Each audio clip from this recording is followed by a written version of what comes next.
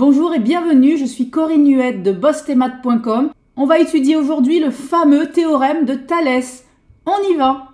Alors voici l'énoncé du théorème de Thalès. Pour cela, je t'invite à regarder les deux figures. Nous avons la configuration en triangle ou la configuration en papillon. Dans les deux cas, si la droite MB et NC sont deux droites séquentes en un point A, telles que les droites MN et BC sont parallèles, alors on aura trois quotients égaux. Pour cela, on part du point où les deux droites sont séquentes et on descend le long de chacun des côtés. La longueur AM sur la longueur AB est égale à la longueur AN sur la longueur AC, qui est égale à la longueur MN sur la longueur BC. Ici, la longueur AM sur la longueur AB est égale à AN sur AC est égale à MN sur BC.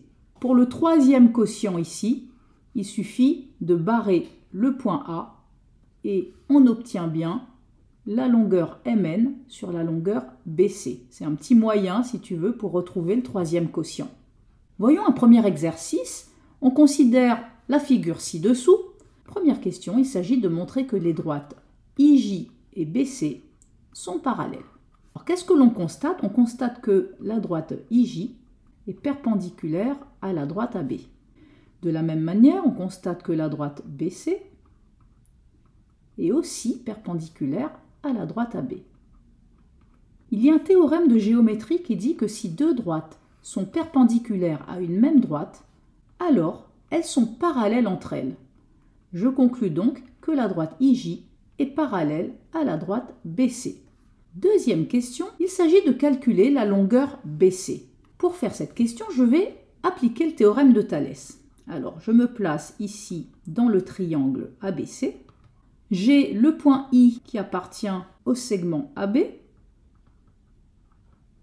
le point J qui appartient au segment AC, et ma troisième hypothèse, c'est que les droites IJ et BC sont parallèles d'après la question 1. J'ai donc toutes les hypothèses pour appliquer mon théorème de Thalès qui me dit que quand on part du point A, qu'on descend suivant les côtés, on va avoir trois quotients égaux. AI sur AB est égal à AJ sur AC qui est égal à IJ sur BC. Comme je te l'ai expliqué juste avant, pour retrouver le troisième quotient, il suffit de barrer le point A et on retrouve bien IJ sur BC.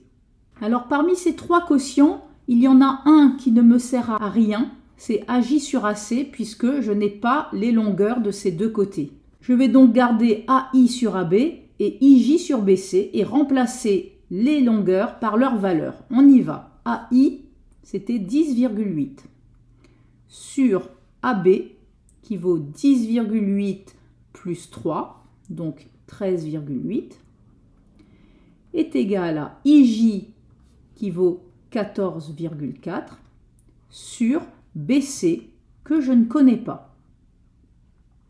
Ici, j'ai deux fractions égales, donc leurs produits en croix sont égaux. Cela me donne donc 10,8 fois BC égale 14,4 fois 13,8. C'est-à-dire 10,8 fois BC est égal à 198,72 d'après ma calculatrice. Et donc, pour obtenir BC, je passe le 10,8 de l'autre côté du signe égal et comme il s'agissait d'une multiplication, eh bien, cela va devenir une division. J'ai donc BC égale 198,72 divisé par 10,8, c'est-à-dire, à ma calculatrice, BC égale 18,4.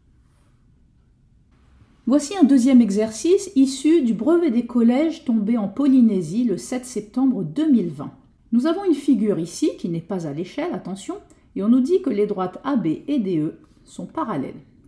On nous dit aussi que les points ACD et les points BCE sont alignés et comme tu peux le constater, ils sont alignés dans le même ordre. La question est de calculer la longueur CB. J'ai donc ici toutes les hypothèses de mon théorème de Thalès. En effet, j'ai les points ACD et BCE qui sont alignés dans le même ordre et j'ai les droites AB et DE qui sont parallèles. Donc, d'après le théorème de Thalès, je vais avoir 3 quotients égaux. Je pars toujours ici du point où les deux droites étaient séquentes et je descends suivant les côtés. Donc, je vais faire CA sur CD égale CB sur CE égale AB sur DE. Alors ici, le quotient AB sur DE ne me sert à rien car je ne connais aucune de ces deux longueurs. Donc je vais me concentrer sur les deux premiers quotients et je vais remplacer les longueurs par leur valeur. J'y vais. CA vaut 3,5 sur CD qui vaut 1 est égal à CB que je recherche sur CE qui vaut 1,5.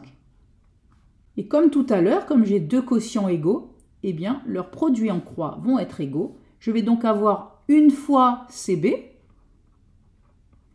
qui est égal à 3,5 fois 1,5. Mais une fois CB, c'est tout simplement CB. Et d'après ma calculatrice, 3,5 fois 1,5, c'est égal à 5,25. Et comme je suis en centimètres dans l'exercice, eh bien, j'obtiens que la longueur CB est égale à 5,25 cm.